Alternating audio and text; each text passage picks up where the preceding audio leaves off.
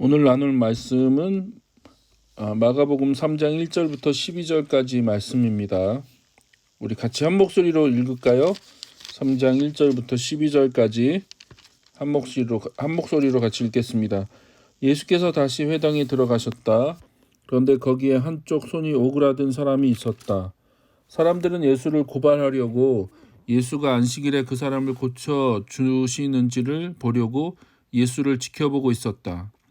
예수께서 손이 오그라든 사람에게 말씀하셨다. 일어나서 가운데로 나오너라. 그리고 예수께서 그들에게 말씀하셨다.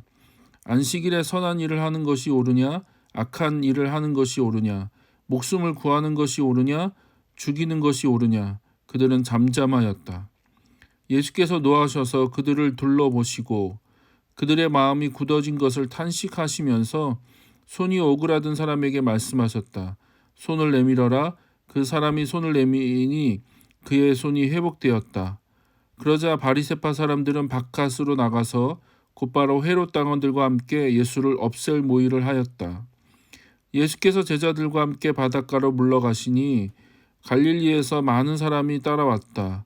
또한 유대와 예루살렘과 이두메와 요단강 건너편과 그리고 두로와 시돈 근처에서도 많은 사람이 그가 하신 모든 일을 소문으로 듣고 그에게로 몰려왔다. 예수께서는 무리가 자기에게 밀려드는 혼잡을 피하시려고 제자들에게 분부하여 작은 배 한 척을 마련하게 하셨다. 그가 많은 사람을 고쳐주셨으므로 온갖 병으로 고통받는 사람들이 누구나 그에게 손을 대려고 밀려들었기 때문이다. 또 악한 귀신들은 예수를 보기만 하면 그 앞에 엎드려져서 외쳤다. 당신은 하나님의 아들입니다. 그러면 예수께서는 나를 세상에 드러내지 말아라 하고 그들을 엄하게 꾸짖으셨다. 아멘. 예. 오늘은 이 말씀 가지고 우리가 요즘 계속 마가복음 살펴보고 있거든요. 마가복음을 살펴보고 있는데 이 마가복음 왕의 복음에 대한 이야기를 좀 나누도록 하겠습니다. 오늘 말씀을 좀 이해하려면 좀 역사적인 배경이나 상황을 조금 설명해 드리는 게 좋을 것 같아요. 그래서 그걸 좀 설명을 드리고 오늘 말씀을 가지고 좀 같이 나눴으면 좋겠습니다. 구약을 보면 이제 이스라엘이 솔로몬 사후에 나라가 분열되죠. 남유다, 북이스라엘로 분열이 되고 나뉘었다가 먼저 북이스라엘이 망하죠. 아수르에 의해서 망합니다. BC 722년에 아수르라고 하는 그 제국에 의해서 북이스라엘이 완전히 멸망을 하죠. 그리고 이제 남쪽 유다 나라 이제 왕국이 조금 진행이 됐다가 586년 이제 원래는 세 차례에 의해서 이제 그 전쟁을 치르죠. 그 포로도 세 차례에 의해서 잡혀가고 그러다가 이제 결국은 586년 바벨론에 의해서 완전히 멸망을 하죠. 근데 이게 굉장히 큰 사건이에요. 당시 유대인들에게는 굉장히 엄청난 사건이고 굉장히 충격적인 사건이죠. 왜냐하면 성전이 파괴되었기 때문에 그래요. 성전이 하나님이 임재하시는 성전, 하나님이 함께 계시고 동행하시고 보호하시고 지키시겠다고 약속하셨던 그 성전의 파괴가 사실 당시 유대인들에겐 굉장히 그 어마어마한 사건인 거죠. 하나님이 버리셨나? 하나님이 떠나셨나? 그리고 또 어떻게 거룩하신 하나님이 이방 신을 믿는 그 이방 민족에 의해서 이렇게 성전이 무너지고 완전히 그 회파되고 멸시당하고 조롱을 당할 수 있을까? 그리고 이스라엘 백성들이 이제 그 바벨론으로 포로로 잡혀가잖아요. 완전히 끌려가고 예루살렘 성은 완전히 다 이제 무너지고 이게 사실 당시 유대인들한테는 어마어마한 사건이고 유대 신앙, 그러니까 유대인들의 신앙을 이렇게 좀 그 새로운 전환이 일어나는 엄청난 일인 거죠. 왜냐하면 더 이상 성전이 존재하지 않게 된다는 거예요. 더 이상 성전이 존재하지 않는다. 성전이 존재하지 않는다는 말은 무슨 말이냐면 제사를 드릴 수 없는 거죠. 그들은 제사로 유지됐던 신앙이거든요. 그러니까 하나님이 임재하시는 그 성전에서 제사를 드려야지 이 정결함이 유지되잖아요. 그러니까 이게 그 정결함, 부정한 자가 정결함을 유지하기 위해서 제사라고 하는 방법을 통해서 자기의 그 정결함을 유지하거든요. 그리고 그 정결한 자만이 하나님을 만날 수 있고 하나님과 접촉할 수 있기 때문에 유대인들에게 있어서 이 정결함을 유지한다는 건 굉장히 중요한 화두가 되는 거죠. 근데 제사를 지낼 수 없어요. 이제 성전이 없는 거죠. 성전이 파괴됐어. 더 이상 이제 제사를 드릴 수 없어. 그러면 이제 어떻게 내가 정결함을 유지하지? 어떻게 내가 하나님을 만나지? 그런 어떤 그 이게 딜레마가 생기는 거거든요. 뭐 우리한테 이렇게 피부로 와닿지 못할 수도 있는데 하여튼간 당시 유대인들에게는 이게 너무나 큰 사건인 거고, 그리고 또 하나는 뭐냐면 성전이 존재하지 않는다는 말은 신앙이 어떤 그 중심이 사라진 거거든요. 성전 중심으로 이 사람들이 신앙생활을 유지해 왔는데 성전이 존재하지 않으니까 그 신앙생활을 유지할 수 있는 그 근거가 없어진 거거든요.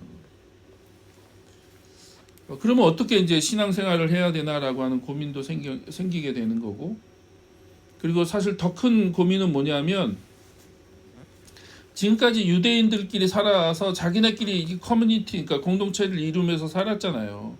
그러니까 그 안에서 사실 율법을 지키고 뭐 안식일을 지키고 그 음식을 먹을 때도 이제 먹을 수 없는 그 동물이 있고, 그 먹을 수 없는 음식이 있고, 먹을 수 있는 음식이 있고, 뭐 그 지금도 그걸 지키고 있죠. 뭐 그 무슬림들도 그걸 지키고 있는데 유대인들도 사실 그걸 굉장히 강력하게 지키고 있잖아요. 그래서 어떤 방식으로 동물을 잡아서 어떻게 해서 먹어야 되는지에 대한 그런 방식들을 그들이 고수해 왔기 때문에 자기네끼리 모여 살 때는 문제가 되지 않았죠. 사실 자기네끼리 이렇게 모여서 자기네끼리 사회를 구성하고 또 그 안에서 서로 이제 살 때는 문제가 되지 않았어요. 근데 뭐가 문제예요?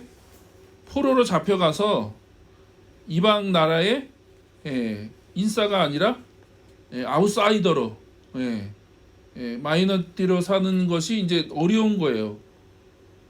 그런 음식을 어디서 구하며, 그리고 우상에게 절한 어떤 바쳐진 음식들, 아니면 생활 자체가 부정한 사람들이잖아요. 이 유대인들이 나가서 만나는 사람들이 다 부정한 사람이고 율법에 의해서 더러워진 사람들과 같이 어울려서 살아야 되기 때문에 이 유대인들에게는 이게 너무나 어려운 일이 되는 거죠. 그래서 성전도 없지, 제사도 드릴 수 없고, 또 더군다나 이방 사회에서 자기네들이 주류로 살다가 완전히 포로로 잡혀가서 자기가 할 수 있는 게 별로 없는 거죠. 자기들이 마음대로 선택할 수 있는 것도 아니고 자기들이 마음대로 이렇게 할 수 있는 것들이 아니잖아요. 뭐 우리가 잘 아는 뭐 다니엘 얘기가 그런 이야기고 사실. 그래서 유대인들이 이제 거기서 굉장히 깊은 고민에 빠진 거예요. 어떻게 우리가 이 유대인의 정체성을 찾아가며 우리 신앙의 어떤 그거를 찾아갈 수 있을까라고 하는 고민에 빠진 거고, 그리고 많은 사람들이 이제 질문을 한 거죠. 아마 이제 그 종교 지도자들한테 질문을 한 거예요. 이럴 때는 어떻게 해야 돼요? 이럴 때는 어떻게 해야 돼요? 라고 질문을 한 거죠. 그러면 이제 유대 종교 지도자들이 대답을 해야 될 거 아니에요. 대답을. 그래서 거기서 이제 사실 그들이 율법을 이제 그 각주를 붙이기 시작한 거죠. 율법에 각주를 붙였다는 말은 무슨 말이냐면, 예를 들어서 우리가 하나님 앞에 정결함을 가지고 살아야 되는데 그 정결함을 유지하려면 어떻게 해야 돼요? 라고 하는 얘기를 이제는 고민해야 되는 거예요. 매일 일상이 부정한 사람들과 사는데 내가 그 하나님 백성으로서 이 정결함을 유지하려면 이 부정한 세상, 이 부정한 사람들 다 부정하거든요. 이 부정한 음식과 부정한 사회와 하여튼 이 바벨론 안에서 포로로 살아간다는 이 생활 자체가 유대인들에게는 결코 쉬운 게 아니었죠. 그래서 이제 그거에 대한 이제 나름대로의 길을 모색한 거죠.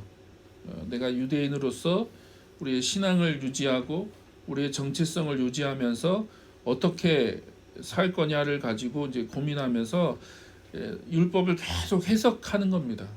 해석하고 설명하고 이 상황에서는 어떻게 해요? 그럼 그걸 갖고 고민하다가 이제 그걸 갖고 이제 해석하고 설명하고 그리고 또 이제 성전이 없으니까 이제 회당이라는 걸 만들어서 이제 그들이 이제 회당에서 모인 거죠.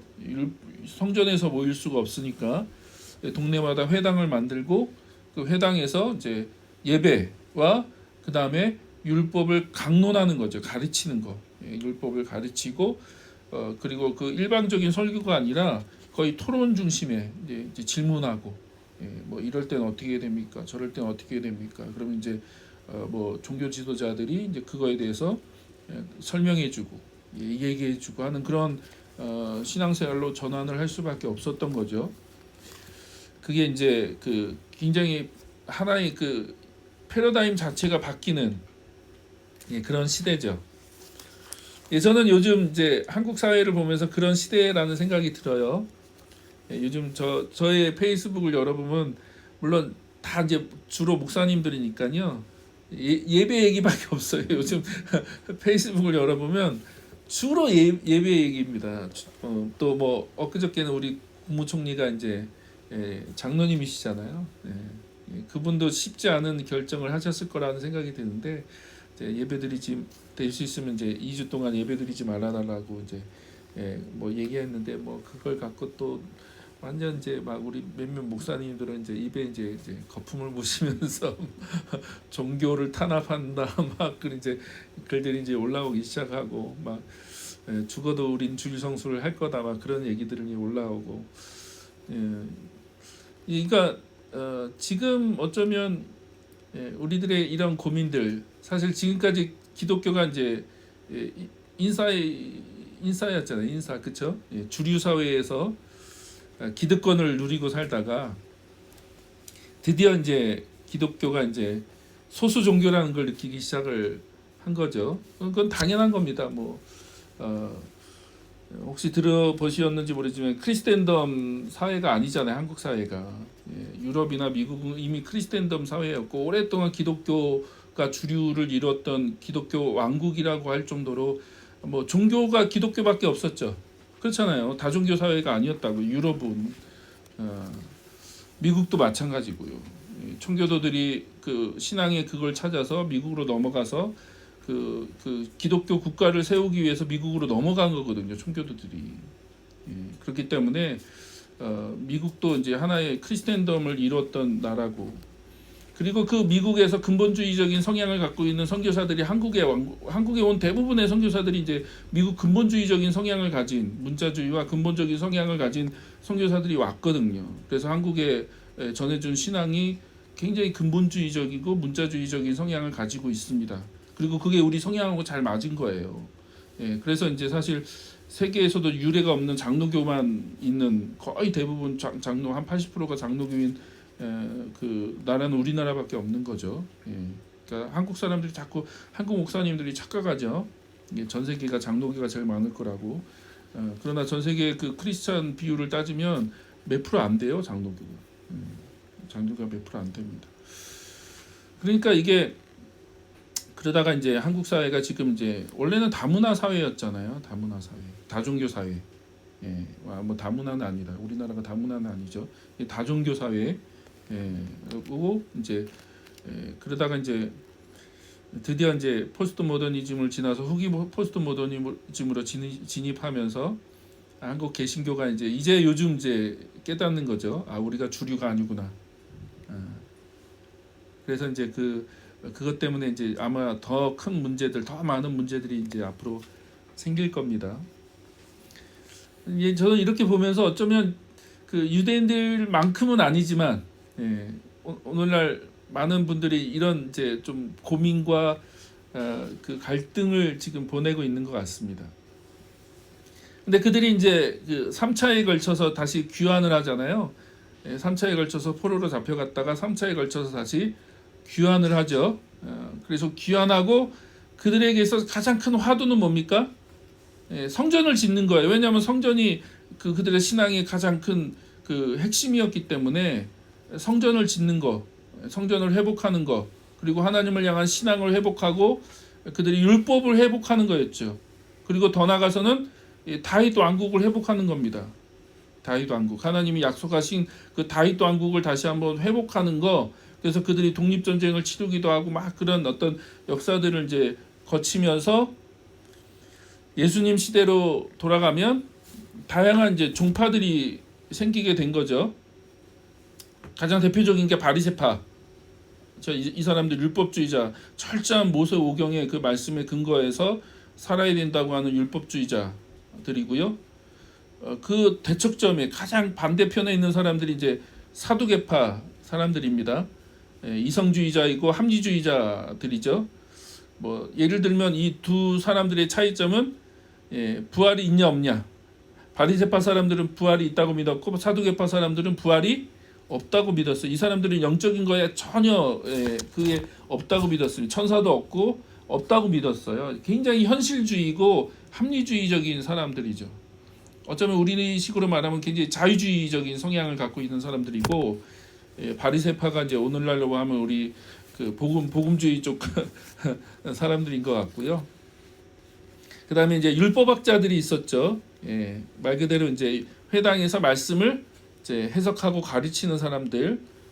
저번에 한번 말씀드렸듯이 대부분이 바리새파 사람들이긴 하지만 바리새파하고는 또 성격이 달라요. 물론 그 구성원이 대부분이 바리새파 사람들이긴 하지만 율법을 해석하고 율법을 가르치고 전수한다는 면에서 이 말씀을 좀 다룬다는 그 특성이 있고요. 가장 대표적인 게 학사 에스라일 겁니다. 학사 에스라. 구약의 이제 학사 에스라가 이제 그 바벨론에서 포로로 귀환하고 하면서 그가 말씀을 가르치잖아요. 율법을 가르치고 말씀을 가르치는 게 아마 이제 이 율법학자의 그 시조가 에스라 정도 된다고 생각을 하면 될 것 같고요. 그 다음에 이제 에세네파가 있습니다. 금욕주의자들. 완전히 이제 분리생활하고 공동생활하면서 이제 그 세상과 단절해서 이렇게 살아가는 에세네파들이 있었고, 그 에세네파의 가장 대표적인 사람이 세례자 요한이죠. 세례자 요한. 광야에서 막 이렇게 약대 털옷에 뭐 이렇게 하면서 막 생활했던 굉장히 금욕적인, 그리고 세례 요한을 따랐던 제자들, 그런 사람들이 에세네파에 들어가는 거고, 그 다음에 이제 헤롯 당 현실주의자들이죠. 그 헤롯 왕가를 지지하는 사람들, 아주 소수의 사람들이지만 어떻든 헤롯 당이 존재했었고요. 그 다음에 이제 열심당, 애국주의자들이죠. 다윗 왕국을 이제 그 회복하기 위해서 테러도 서슴지 않게 행하는, 저는 오늘날 생각하면 태극기 들고 나오시는 분들 여기에 해당되지 않나 생각이 드는데, 근데 예수님의 제자들 중에 이제 시몬이 있었어요. 시몬이 열심당 출신이죠. 그래서 예수님 당시에는 이런 이제 많은 종파들, 많은 사람들이 존재했었습니다. 그러니까 이걸 좀 배경으로 이해해야지 오늘 말씀이 이해가 되는 거예요. 이런 바리새파, 사두개파, 율법학자들, 그 다음에 열심당도 있었고요. 이 가장 극렬한 사람들이죠. 막 로마 군인들을 죽이기도 하고 어떻든 무력으로 다윗 왕국을 회복하기 위해서 그 행동했던 사람들 있고, 그 다음에 완전히 이제 세상과 단절해서 그냥 어떤 종교적인 그것으로만 살았던 에세네파까지 다양하게 존재해 있었다. 예수님 당시에. 그런 이제 배경을 가지고 이제 오늘 말씀을 보면 오늘 말씀이 좀 이해가 될 수 있죠. 근데 사실 이제 오늘 말씀을 좀 이해하려면 2장 13절부터 좀 보셔야 됩니다. 2장 13절부터 보시면 우리가 지난주 나눈 것과 연결해서 좀 같이 살펴보면요. 자, 우리 지난주에 그런 얘기했죠. 예수님의 사역, 하나님 나라를 이 땅에 가져오시는 거죠. 예수님이 하나님 나라의 복음을 시작하신 거고, 하나님 나라가 이 땅에 임하고 있다. 하나님이 지금 새로운 시대, 새로운 질서를 가지고 오셨다. 너희들이 기대하고 기다렸던 하나님 나라가 이제 시작됐다라고 하는 걸 그 예수님이 이제 선포하시고 그 사역을 시작하신 거잖아요. 그리고 그걸 이제 눈으로 보여주기 위해서 예수님 두 가지 사역을 했다. 하나가 가르치는 거, 마가복음은 계속 그걸 얘기하죠. 가르치는 거. 그래서 뭘 가르쳤냐? 하나님 나라 복음을 가르치신 거죠. 당연히 예수님은 하나님 나라 복음을 가르치셨고, 그리고 또 하나가 뭡니까? 대표된 게 이제 귀신을 쫓아내는 건데, 귀신만 쫓아낸 게 아니라 많은 질병을 고치셨다. 그래서 능력 사역을 예수님이 하신 거죠. 권능, 능력. 그래서 귀신을 쫓아내고 병자들을 고치고, 그래서 그걸 통해서 지금 현재적 하나님 나라, 현재적 하나님 나라가 지금 임하고 있다. 그걸 눈으로 보여주신 거죠. 눈으로. 하나님 나라가 지금 예수님을 통해서 임하고 있고, 또 하나님이 새로운 통치를 시작하셨고 새로운 시대가 시작되었구나라는 걸 가장 대표적으로 보여주는 게 그 사건인 거죠. 그리고 이제 오늘 2장 13절 이하를 보면 13절에 어떤 사건이 있죠? 레위를 부르시죠. 그렇죠? 레위를 부르시는데, 레위가 누굽니까? 뭐라고 돼 있죠? 직업이? 세관이죠. 세관에 있는 그 세리, 레위의 그 직업이. 세리라는 게 뭐죠? 몇 번 말씀드렸는데, 세금을 걷는 사람들, 로마 정부에 의해서, 그 다음에 그 헤롯 그 가문에 의해서 세워진 그 세금을 걷는, 징수하는 사람들이죠. 그래서 당시 바리새파나 유대인들에게서 가장 미움을 받았던 대표적인 사람들이 세리였죠. 세리. 왜냐하면 로마 정부에 빌붙거나 그 어떤 헤롯 정부에 빌붙어서 자기 민족에게 세금을 걷고 그걸 징수하고 하는 그런 걸 했기 때문에 가장 부정한 사람들, 왜냐하면 이방인들하고 자주 접촉해야 됐고 그런 일들을 하는 사람들이었기 때문에 유대 사회에서 가장 부정한 사람들로 얘기하면 그 가장 대표적인 사람들이 세리였죠. 세리. 근데 예수님이 세리, 레위를 부르십니다. 레위. 그리고 이제 레위가 예수님의 그 부르심에 응답해서 예수님을 따르고 15절에 보니까 어떤 일이 있어요? 그의 집에서 음식을 잡수시는데 어떻게 해요? 많은 죄인들도 함께 있었다. 많은 죄인들. 근데 많은 죄인들이라고 하는 건 어떤 사람들을 의미할까요? 많은 죄인들은 누구냐면 당시 율법에 의해서 부정한 사람들이에요. 부정한 사람들. 그래서 여러분 이걸 이해하셨으면 좋겠어요. 그래서 역사적인 배경을 말씀드린 게 유대인들이 사실 성전이 없어진 이후로 가장 그들에게 있어서 고민은 뭐냐면 어떻게 하나님 앞에 정결한 삶을 살 거냐예요. 정결한 삶. 그래서 이제 율법을 가지고 뭐가 부정하고 뭐가 정결한 걸 구분하기 시작한 거죠. 더 철저하게. 어쩌면 더 철저하게 그걸 구분하기 시작한 겁니다. 어떻게 하는 게 정결한 거고 어떻게 하면 부정해지는 거고 뭘 먹으면 정결한 거고 뭘 먹으면 부정해지는 거고.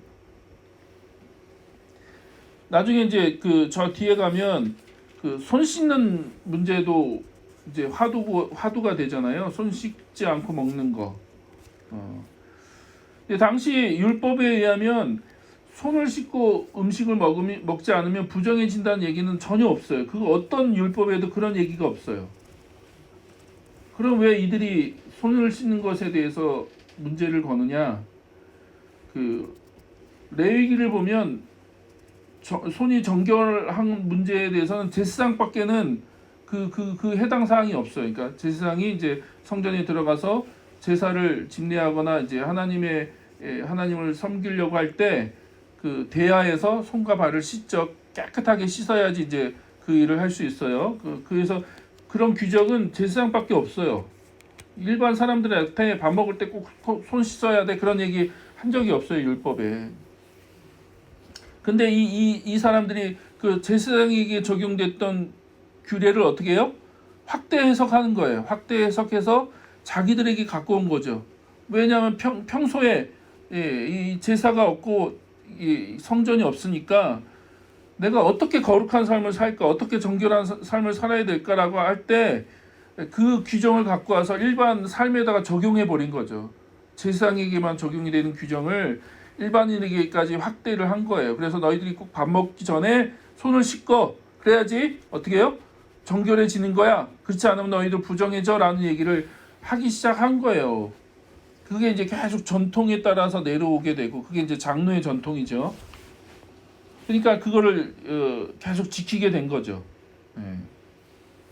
그래서 여러분이 그런 역사적인 배경, 그러니까 원래 처음 취지는 나름대로 동기가 있는 거예요. 이유가 있는 거예요. 저는 그것까지 뭐 나쁘다고 얘기할 수 없는 거죠. 그들의 고민, 그들의 어떤 하나님 앞에서 좀 정결한 삶을 살고자 하는 어떤 그런 고민 가운데 시작을 한 거니까. 근데 그것이 이제 점점 시간이 가면 갈수록 원래 취지는 없어지고 뭐만 남는 거예요? 규정만 남는 거죠. 규정만 남는 거죠. 원칙만 남아서 그걸 가지고 사람들을 계속 정죄하는 데 쓰는 거죠. 그리고 마치 내가 마음은 그렇지 않고 삶은 그렇지 않은데 그냥 음식 먹기 전에 손을 씻으면 내가 거룩한 정결한 사람이 되는 거죠. 그렇지 않으면 부정한 사람이 되고. 그래서 유대인들에게 있어서 이 정결예법이 굉장히 중요한 그 규칙이 된 거죠. 그리고 그 법을 지키면 정결한 사람이고 그걸 지키지 못하면 부정한 사람이 되는데 이 생활 속에서 이 직업 속에서 어쩔 수 없이 부정해지는 사람들이 생기게 되는 거예요. 이게 그게 현실이잖아요. 현실은 무자르듯이 자를 수가 없는 거예요. 어떤 원칙을 정해졌다고 그 원칙이 100% 그대로 적용되지는 않으니까. 그러니까 이 바리새인들 입장에서 보면 이 정결예법을 가지고 보면 다 부정한 사람들이에요. 쟤네들 부정한 사람들이야. 그게 다 죄인이죠. 다. 그러니까 완전히 죄인들이 되는 거예요. 다 죄인들. 딱 죄인들로 낙인이 찍힌 사람들. 저는 이런 비슷한 일이 대한민국 안에도 지금 일어나지 않은가, 교회 안에서. 교회가 주류 사회에 있다가 이제 마이너티로 이제 전락하면서 아마 많은 분들이 위기감을 느끼는 것 같습니다. 그러니까 이제 공격 대상을 찾아야죠. 그리고 이 원인이 누구한테 있다라고 하는 그 이유를 찾아야 되죠. 뭐 동의를 안 하실 수 있지만 저는 이제 그게 이제 동성애 문제의 가장 큰 배경 가운데 하나가 그 안에 있습니다. 그러니까 동성애를 분명히 부정하죠. 이제 반대합니다. 저도 동의하지 않아요. 그러나 우리 한국 사회에서 한국 교회에서 이루어지는 이 동성애 문제나 뭐 이슬람 포비아 문제나 유독 왜 한국 교회가 이렇게 혐오와 배제가 심할까? 굉장히 공격적이거든요. 혐오와 배제가 심하고 마치 그렇게 해야지 우리 신앙을 지키고 우리 정체성을 지키는 것처럼 얘기를 하죠. 근데 저는 그 모습 안에서 이런 바리새인들의 모습을 봐요. 이 바리새인들이 그랬거든요. 정결 예법을 가지고 굉장히 공격적으로 그걸 어쩔 수 없이 지키지 못하는 사람들이 발생해요. 그들의 직업상, 그들의 생활상 어떻게 하겠어? 먹고 살아야 되는데 그렇게 하다가 살 수가 없는데. 근데 바리새인들은 쉽게 그 규정을 가지고 너는 죄인이야, 넌 부정한 사람이야, 라고 이제 그 타겟을 정해놓고 그들을 비난하고 공격하고 그렇게 했죠. 근데 갑자기 예수라는 자가 나타나서 어떻게 하고 있어요? 자기네들이 그동안 죄인이라고 규정지었던 사람들하고 같이 밥을 먹고 있는 거죠. 도저히 상상할 수 없는, 그들과 같이 밥을 먹는다는 건 친구가 된다는 거고 그들과 교류한다는 거고, 그럼 내가 부정해지는 거거든요. 이게 그 부정한 자들이니까 도저히 같이 밥상에 앉을 수도 없고 같이 이렇게 접촉할 수도 없고 같이 어울릴 수도 없는 그 사람들인데 예수라는 자가 나타나서 갑자기 그런 사람들하고 밥을 먹는다는 것이 바리새인들에게 굉장히 큰 화두가 될 수밖에 없는 거죠. 문제. 그래서 그들이 예수를 비난하죠. 예수님을 어떻게 그런 죄인들과 같이 밥을 먹냐, 같이 밥상에 앉아서 저런 부정한 자들과 함께 밥을 먹을 수 있냐라고 얘기하죠. 그랬더니 17절 예수님 뭐라고 하세요? 건강한 사람에게는 의사가 필요하지 않으나 병든 사람에게는 필요하다. 나는 의인을 부르러 온 것이 아니라 죄인을 부르러 왔다라고 얘기하시죠. 이게 무슨 얘기입니까? 무슨 얘기예요? 그러니까 유대인들은 이렇게 생각한 거예요. 메시아가 와서 하나님 왕국, 그러니까 메시아 왕국을 건설하면 이 죄인들, 이 정결례법이나 율법에 의해서 부정한 자들은 다 심판하고 거기서 누구만 뽑아가요? 의인들만 쏙쏙쏙 뽑아서 그 메시아 왕국에 들어가게 할 거라고 생각한 거예요. 그래서 메시아가 오면 심판을 해야죠. 심판. 죄인을 심판하고 회개를 촉구하고 그리고 이제 그 안에서 경건하게 살았고 거룩하게 살았던 사람들을 다시 불러 모아서 하나님의 그 다스리는 왕국을 회복할 거라고 생각했는데 예수님이 전혀 다른 얘기를 사역을 하시는 거죠. 오히려 자기들과 식사하고 자기들을 부르는 게 아니라 자기들이 그렇게 미워하고 정죄하고 비난했던 죄인들과 앉아서 밥을 먹고 있던 거죠. 그건 바리새인들의 기대하고는 전혀 맞지 않게 되는 겁니다. 근데 예수님이 하나님 나라의 모습을 얘기하는 거예요. 건강한 사람에게는 의사가 필요하지 않다. 진짜 나는 병든 사람들, 삶이 무너지고 깨지고 망가진 사람들을 부르러 왔다. 그들을 고치고 그들을 회복하러 왔다라고 예수님이 말씀하시는 거죠. 그 다음에 또 18절 이하 보면 그 다음 논쟁이 또 생기는데 뭐에 대한 문제입니까? 금식에 대한 얘기죠. 금식. 왜 그 요한의 제자들과 바리새파 사람들은 금식하는데 왜 당신의 제자들은 금식하지 않습니까? 라고 하면서 금식 얘기를 해요. 금식. 왜 금식이 중요하냐? 자, 당시 바리새인들은 월요일하고 목요일날 금식을 했죠. 일주일에 2번씩 금식을 했습니다. 금식을 한 목적은요, 뭐냐면 자신의 죄를 하나님 앞에 고하는 거예요. 자기의 죄를 고하고 그 다음에 그들이 오랫동안 기다렸잖아요.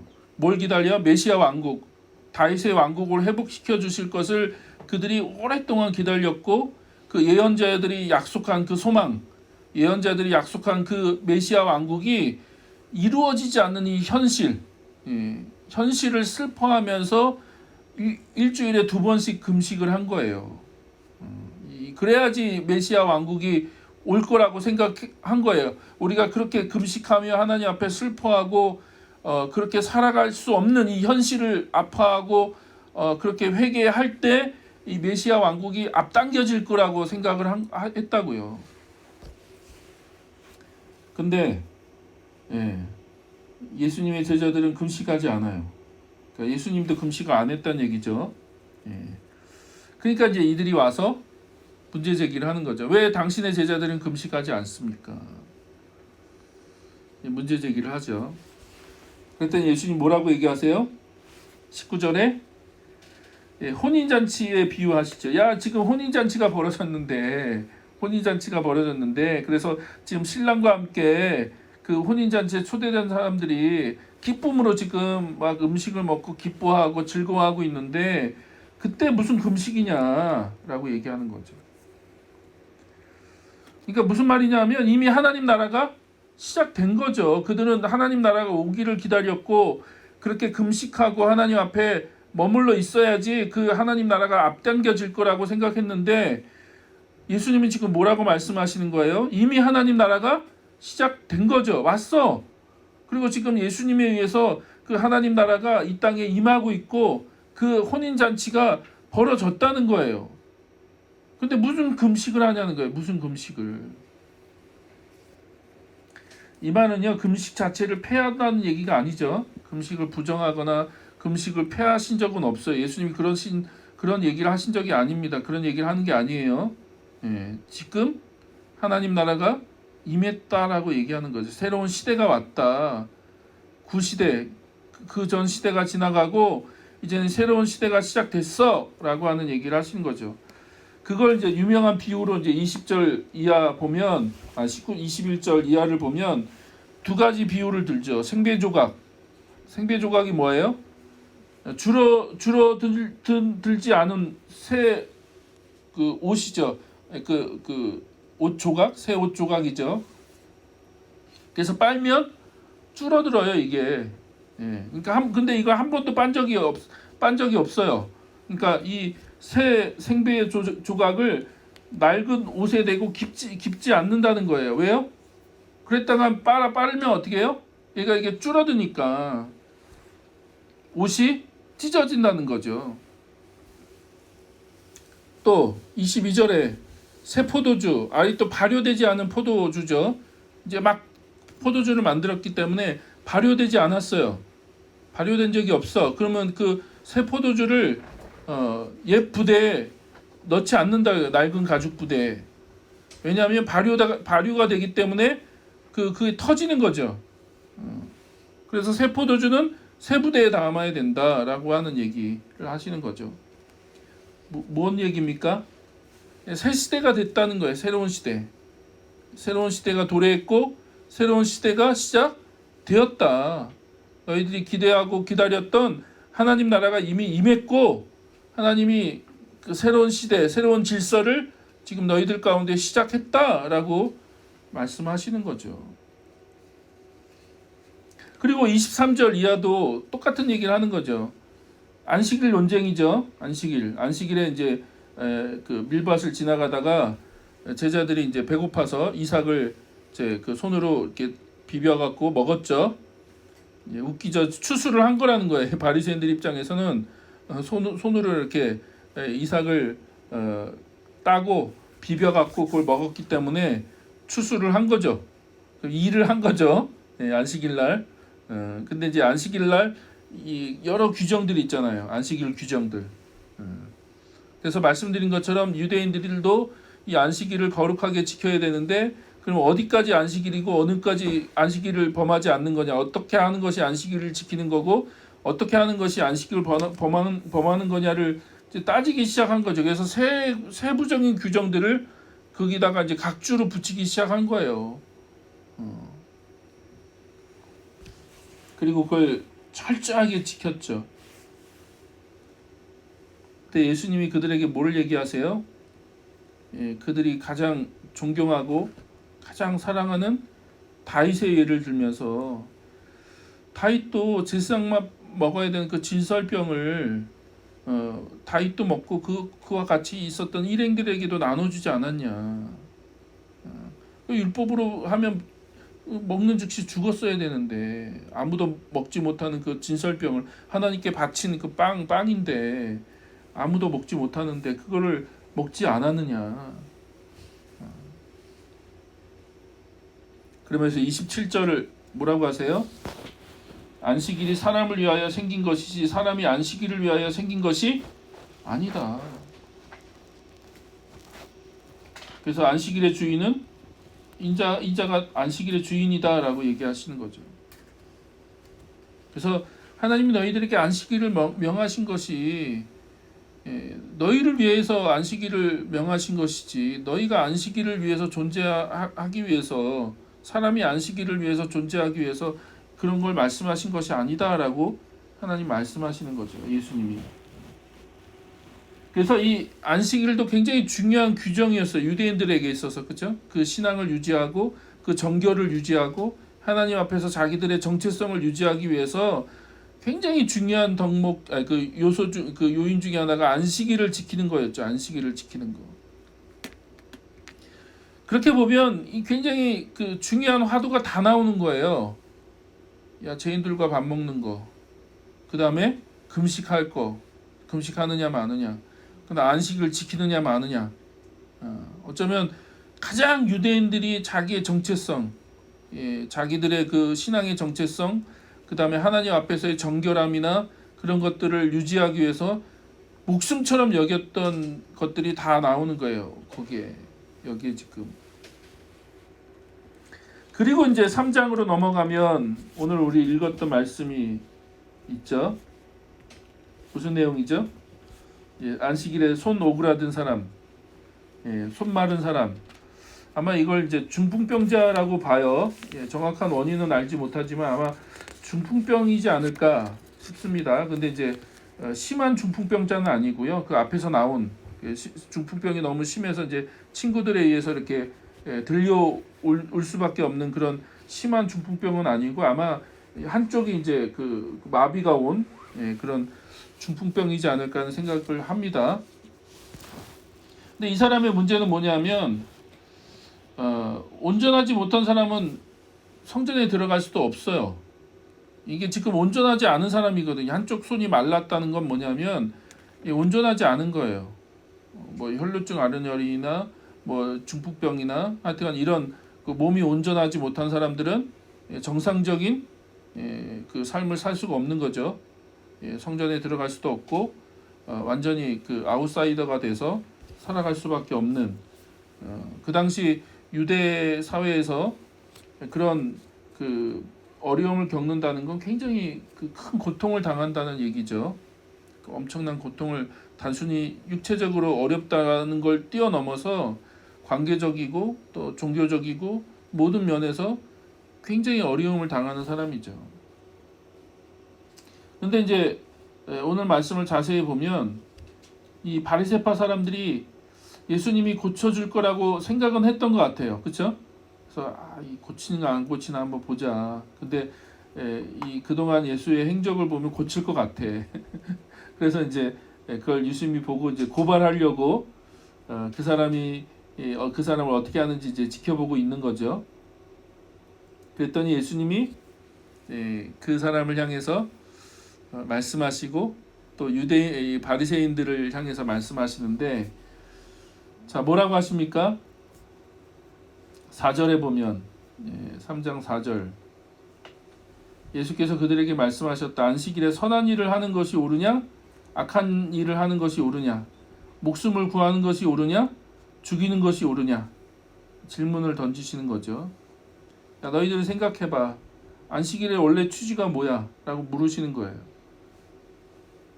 방금 앞에서도 얘기했듯이 안식일이 사람을 위해서 있는 거요? 안식일 자체를 위해서 있는 거요? 라고 물었던 것처럼 예수님이 그 손 마른 사람을 앞에 세워놓고 그 바리새인들을 향해서 묻는 거예요.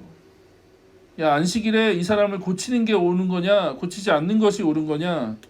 생명을 구하는 게 옳은 거냐? 그냥 죽도록 내버려 두는 게 옳은 거냐? 라고 질문을 하시는 거죠. 근데요, 아무도 대답하지 않죠. 왜냐하면 대답하지 않을 거예요. 왜냐하면 기록에 보면 에세네파는요 죽도록 내버려 두는 거에 맞는 거예요. 에세네파든 그 사회문서나 기록에 의하면 에세네파들은 안식일날 죽어가도 내버려 둬야 돼. 안식일을 지키기 위해서라면. 그리고 바리새파 사람들 안에서도 그거에 대한 논쟁이 계속 있었을 겁니다. 여러 많은 논쟁들이 있었을 거예요. 그래서 예수님이 이 질문에 대해서 어느 누구도 대답지 않을 거예요.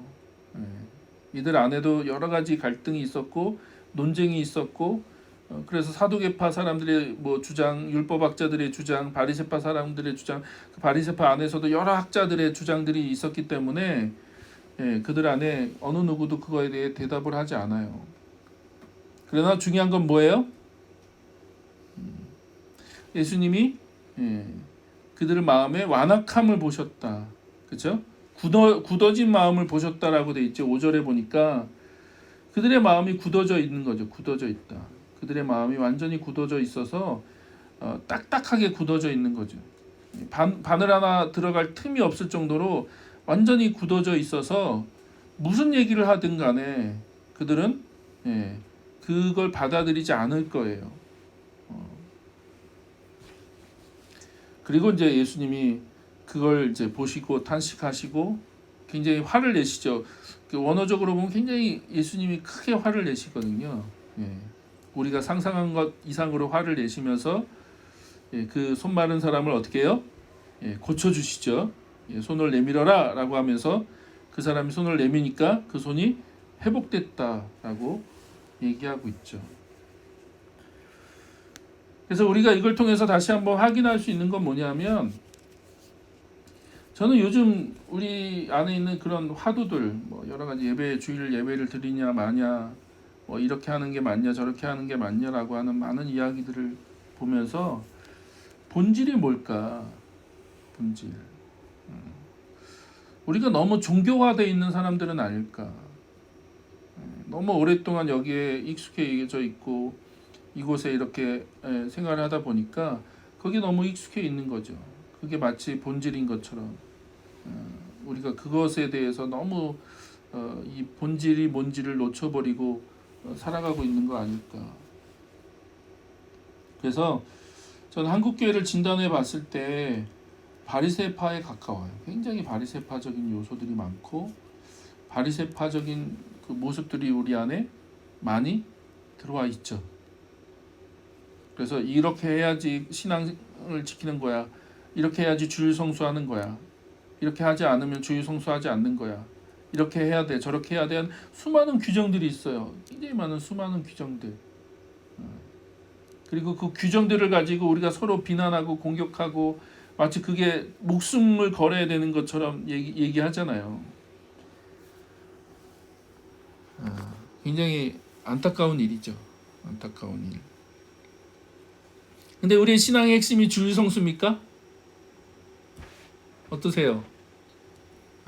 우리의 신앙의 핵심이 주일 성수인가요? 꼭 예배당에 모여서 주일 예배를 드려야지 우리 신앙이 유지되나요? 신앙의 본질은 뭐죠? 우리가 뭘 믿나요? 그러니까 우리 안에 다시 한번 본질에 대한 고민들을 했으면 좋겠다는 마음이 있습니다. 그리고 저는 그 본질은요, 하나님 나라 복음이에요. 다른 거 없어요. 뭔 얘기하겠어요? 뭐가 본질이고 뭐가 핵심입니까? 예수님이 오셔서 하신 얘기는 하나님 나라 복음밖에 없는데,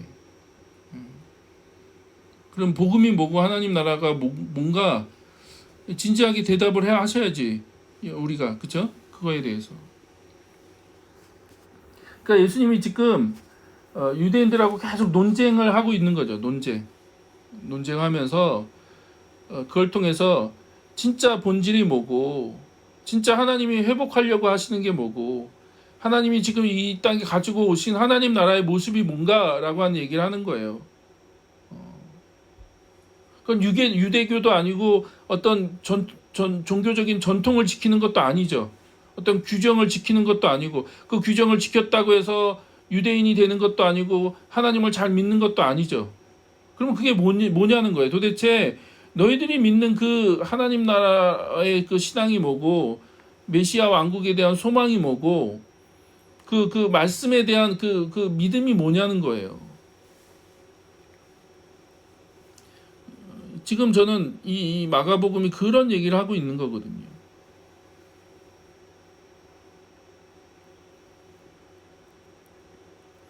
그리고 이제 7절 이하를 보면 다시 예수님 바닷가로 나가셔서 사역을 하시는데, 결국 그 사역도 두 가지로 또 요약을 하는 거죠. 하나는 가르치고, 또 하나는 귀신을 쫓아내고 많은 병자들을 고치는 거죠. 그래서 사방에서 오죠. 사방에서 7절에 보니까 유대와 또 8절에 예루살렘과 이두메와 요단강 건너편, 그리고 두로와 시돈은 저 위에 그 북쪽 그 해안가에 있는 도시거든요. 이방 땅입니다. 이방 땅에 그 있는 사람들도 오고. 이건 무슨 말이죠? 예, 이게 이제 하나님 나라의 모습을 보여주는 거죠. 많은 사람들, 유대인뿐만 아니라 이방에 있는 많은 사람들이 이제 나올 거다라고 하는 얘기를 하는 거고요. 그래서 예수님이 그 바닷가에서 많은 그 사람들을 이제 고치시고 또 가르치시고, 하나님 나라가 지금 그들 가운데 임했다. 하나님이 지금 새로운 질서를 갖고 오시고 하나님이 새로운 왕국을 시작하셨다라고 하는 얘기를 지금 다시 한번 보여주는 거죠. 그리고 가장 아이러니한 건 뭐냐면 11절입니다. 11절. 자, 악한 귀신들이 예수님을 보면서 보니까 이제 예수님의 정체를 막 얘기하죠. 뭐라고 얘기합니까? 당신은 하나님의 아들입니다 라고 얘기해요. 당신 하나님의 아들입니다. 이 마가복음에서 가장 중요한 단어가 하나님의 아들이라는 얘기거든요. 왜냐하면 1장 1절을 시작하면서 뭐라고 되어 있습니까? 예수 그리스도 하나님의 아들, 복음의 시작이다 라고 이미 선언을 해버리거든요. 예수님이 그리스도시고 메시아, 예수님이 하나님의 아들이다 라고 하는 얘기를 선포하고, 그 아들, 하나님의 아들이신 복음, 하나님의 아들이신 예수 그리스도의 복음에 대한 얘기를 선언하는데, 재밌는 건 예수님을 알아보는 사람들이 누구예요? 귀신들이 알아보는 거예요. 귀신들이. 제자들도 못 알아보고 메시아 왕국을 기다렸던 그 무리들도 예수님을 못 알아보죠. 오히려 그 귀신들이 예수님을 알아보고 예수님의 정체가 누군지를 고백하잖아요. 뭐라고 고백해요? 당신은 하나님의 아들입니다 라고 하는 그 놀라운 고백을 하는 거죠. 놀라운 고백. 그래서 지금 하나님의 아들이 이 땅에 와서 하나님의 왕국을 지금 시작하고 계시고 그걸 이루어가고 계신다라는 얘기를 오히려 더러운 귀신들을 통해서 듣도록 하는 거죠. 근데 그럴 때마다 예수님 뭐라고 하세요? 이게 이제 마가복음에 있는 가장 큰 주제 중에 하나인데, 메시아 비밀이라고 하는 주제. 그러니까 예수님이 계속 조용하라고 얘기하시거든요. 아무 얘기도 얘기하지 말아라. 내 정체를 밝히지 말고 자꾸 그런 얘기하지 마라고 하면서 자꾸 이제 말하지 못하도록 막으시거든요. 근데 이게 이번만 그런 게 아니라 계속 예수님이 그렇게 하세요. 병자를 고치시고 아무한테도 말하지 마. 그리고 귀신을 쫓아내고 아무한테도 말하지 마. 이렇게 자꾸 예수님이 자기 정체를 숨기세요. 왜 그럴까요? 왜 그럴까? 마가복음을 읽다 보면 그거에 대한 질문을 던지셔야 돼요. 왜 이러시지 예수님이? 근데 독자의 입장에서는 이미 알아요. 1장 1절에서 이미 예수님이 하나님의 아들이라고 선언해놓고 시작을 했는데, 그 쭉 읽다 보면 예수님이 계속 자기 정체를 숨기시거든요. 자기 정체를 숨기시고 잘 감추시고 얘기하지 말라고 하시고 그러세요. 왜 그럴까요? 마가복음을 읽어보십시오. 제가 답을 다 드리면 재미없잖아요. 그러다가 이제 그 예수님의 정체가 결정적으로 드러나는 때가 언제냐면 변화산 사건에서 예수님의 정체가 드러나죠. 그러니까 최근에 제가 저 묵상 읽으신 분은 이제 그 내용을 아시겠지만, 예수님이 이제 가이사랴 빌립보 가셔서 제자들에게 물어보고, 사람들이 나를 누구라고 하냐? 그랬더니 뭐 세례 요한이라고 하기도 하고 엘리야라고 하기도 하고, 그럼 너희들은 나를 누구라고 하냐? 그랬더니 베드로가 예수님은 그리스도십니다라고 하는, 베드로가 제정신이 아니었죠. 제정신. 제대로 믿음을 갖고 고백한 게 아니에요. 마가복음으로 보면 베드로가 살짝 이제 마태복음에 하면 성령에 의해서, 그러니까 하나님이 이제 뭐 이렇게 잠깐 만지셔갖고 이제 자기도 무슨 말인지 모르면서 이제 베드로가 얘기하거든요. 근데 그 고백이 굉장히 중요한 고백이죠. 예수님의 사역을 이제 그 전환하는 그 고백을 기점으로 이제 예수님이 예루살렘으로 올라가시고 십자가에서 죽으시는 그 사역이 시작되거든요. 그러니까 마가복음은 그 베드로의 고백을 기점으로 해서 그 전은 가르치시고 귀신을 쫓아내고 병자들을 고치신 사역을 하시고, 그죠? 갈릴리 중심으로. 그리고 그 고백을 기점으로 해서 예수님이 이제 갈릴리에서 예루살렘으로 올라가시거든요. 그리고 예루살렘에서 십자가에서 죽으십니다. 근데 그 베드로의 고백 이후 바로 이어지는 사건이 뭡니까? 그게 이제 변화산 사건이거든요. 예수님 변화산에 올라가셔서 몸이 변하시죠. 변하시는데, 재밌는 건 뭐냐면 그 예수님이 변하시고 모세와 엘리야가 나타나고 그리고 또 구름이 덮여서 하늘에서 소리가 들리죠. 뭐라고 들려요? 이는 내 사랑하는 아들이다 라면서 하늘에서 다시 한번 예수님의 정체를 명확하게 밝히세요. 근데 이게 첫 번째가 아니죠. 한번 앞에 더 있었어요. 언제 있었나요? 그러니까 세례자 요한한테 세례를 받으시고 나오실 때 비둘기가 임하고 성령이 비둘기같이 임하고 그때 하늘에서 소리가 들리죠. 이는 내 사랑하는 아들이고 내가 너를 기뻐한다 라고 하는 예수님의 정체가 하나님 하늘에서 직접 들림으로 예수님이 누구신지를 밝히 드러내거든요. 재미있죠? 그 하나님의 음성을 시점으로 예수님이 공생애를 시작하세요. 그게 이제 갈릴리 사역에서 하나님 나라 복음을 전하시고 하나님 나라의 현재성을 드러내시고 귀신을 쫓아내고 병든 자를 고치죠. 왜냐 하나님의 아들이시니까. 그리고 이제 변화산에서 또 한 번 하나님의 음성이 들려요. 너는 내 사랑하는 아들이다 라고 하는 음성이 들리고 그리고 그걸 기점으로 예수님이 예루살렘으로 올라가시는 거죠. 예수님에게서 두 번째 사역을 시작하시는 거죠. 그 두 번째 사역이 뭐예요? 그게 바로 십자가에 죽는 거거든요. 십자가에서 죽는 거. 그리고 이제 십자가에서 죽고 부활을 통해서 예수님이 진짜 메시아구나, 예수님이 진짜 하나님의 아들이시구나라는 것이 드러날 거예요. 근데 이게 마가복음의 그 굉장히 중요한 포인트인데 그 예수님이 십자가에서 죽으시는 게 굉장히 중요한 사건이에요. 근데 어느 누구도 그걸 이해하지 못해요. 제자들도 이해를 못하고 제자들에게 3번이나 공지를 하거든요. 예수님이 내가 이제 예루살렘 올라가서 죽을 거야 라고 얘기하는데 어느 누구도 그걸 이해하지 못해요.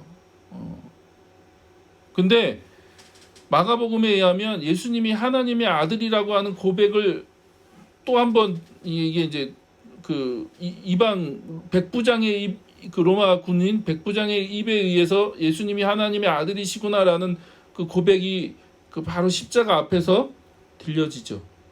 그러니까 재밌는 거예요. 그 전반기 사역을 통해서 귀신들이 계속 얘기하거든요. 귀신들이 당신 하나님의 아들입니다. 당신 하나님의 아들입니다라고 얘기하고 십자가 사건을 통해서는 가장 이방인 제자들도 아니고 유대인도 아니고 오히려 예수님을 십자가에 못 박은 그 로마 백부장이 그 십자가 앞에서 당신은 하나님의 아들이시군요 라고 하는 놀라운 신앙 고백을 하거든요. 그러니까 이게 십자가가요 하나님의 비밀이고 메시아 왕국, 하나님 왕국의 굉장히 중요한 부분인 거죠. 제자들은 몰라요. 무리들도 모르고 아무도 모릅니다. 그러다가 제자들이 언제 그 새로운 전환기를 맞이합니까? 부활을 통해서, 예수님이 부활하신 걸 통해서. 그래서 몇 번 말씀드렸습니다. 성령을 받아서 변화된 게 아니에요. 제자들은. 자꾸 사도행전 가지고 성령을 받아서 변화됐다. 그 전까지는 막 믿음도 없고 막 헤매다가 이 사람들이 오순절 성령을 받고 새롭게 됐다. 근데 그 얘기가 이제 결국 무슨 얘기가 되냐면 이제 능력을 받아야 되고 성령을 받아야 된다라고 얘기하는 거죠. 이거 지난주 성령 강의 내용인데 다 얘기하면 안 되는데요. 근데 이제 여러분 오해하지 마세요. 성령을 받아야 되는 게 아니고요. 제자들은 성령 받아서 변화된 게 아니에요. 그렇지 않아요. 제자들은 그렇게 해서 변화된 게 아니고 예수님의 부활을 경험해서요. 그렇다고 이들이 죽은 자의 부활을 믿지 않았냐? 그 말도 아니라고요. 얘기했잖아요. 바리새파 사람들은 부활을 믿었던 사람들입니다. 죽은 자의 부활을 믿었어요. 그러니까 부활을 믿냐 안 믿냐, 죽은 자가 살아날 수 있다 없다 그런 얘기를 하는 게 아니에요. 부활 자체가 정말 이분이 하나님의 아들이구나 라고 하는 걸 증명한다고요. 이분이 진짜 메시아였구나, 하나님의 아들이었구나, 그리고 우리가 기대했던 하나님의 그 왕국이 이런 방식으로 오는 게 아니었구나, 우리가 기대하고 우리가 생각했던 방식으로 하나님 나라가 이 땅에 임하는 것도 아니었고 하나님이 그렇게 이 땅에 하나님 나라를 이루어 가시는 게 아니구나 라고 하는 것을 결정적으로 그들이 깨닫고 변화된 것이 예수님의 부활을 통해서 그들이 하나님 나라의 비밀을 알게 된 거고 하나님이 하나님 나라를 어떻게 이 땅에 이루어 가시는지 그 방식에 대해서 제자들이 깨닫게 된 거죠. 그래서 저는 우리 다시 한번 하나님 나라가 무엇인지를 우리가 마가복음을 통해서 배워갔으면 좋겠습니다. 예, 저는 오히려 한국교회에 이런 메시지들이 필요하지 않나 생각해요. 굉장히 혼란스럽죠. 예, 한국 기독교가 그동안 잘 나갔었죠. 예, 워낙 잘 나가고 뭐 하나님 예수님 믿음 복 받아라. 그게 우리 한국 교회가 전했던 메시지잖아요. 예수님 믿음 복 받아라. 예, 그래서 이만큼 우리가 굉장히 많은 부를 갖게 되고 잘 사는 나라에 살게 됐는데 예, 많은 사람들이 지금 이제 기독교를 떠나죠. 예, 가나안 성도가 지금 몇십만이라고 얘기하고 계속 말씀드린 것처럼 분명히 아마 이 코로나 문제가 끝난 이후에 한국 교회는 굉장히 깊은, 굉장히 큰 그 탈종교화 시대가 올 겁니다. 예, 저는 심히 걱정되고 큰 교회는 문제 없어요. 작은 교회들이 문제지.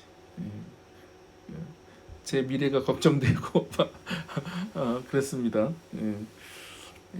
예, 탈종교화, 탈기독교화가 굉장히 크게 일어날 것 같아요. 예, 이 교회가 이런 식으로 반응하면 예, 이 사람들 안에 굉장히 그 종교에 대한 특히 이제 기독교에 대한 반감과 거부감, 너희들이 믿는 하나님은 도대체 어떤 분이냐는 거예요. 너희들은 야, 주일날 좀 예배를 쉬라고 했더니 막 그렇게 뭐라고 하면 안 믿는 사람들의 입장에서는 어떻게 저는 그 목사님들한테 이런 얘기를 하고 싶어요. 우리 믿는 사람들의 입장에서 얘기하지 말자. 그건 뭐 우리끼리 할 수 있는 얘기잖아요. 근데 안 믿는 사람들의 입장에서 얘기하면요, 굉장히 기독교가 이기적이고 무례하고 어떤 공공성이 없는 거죠.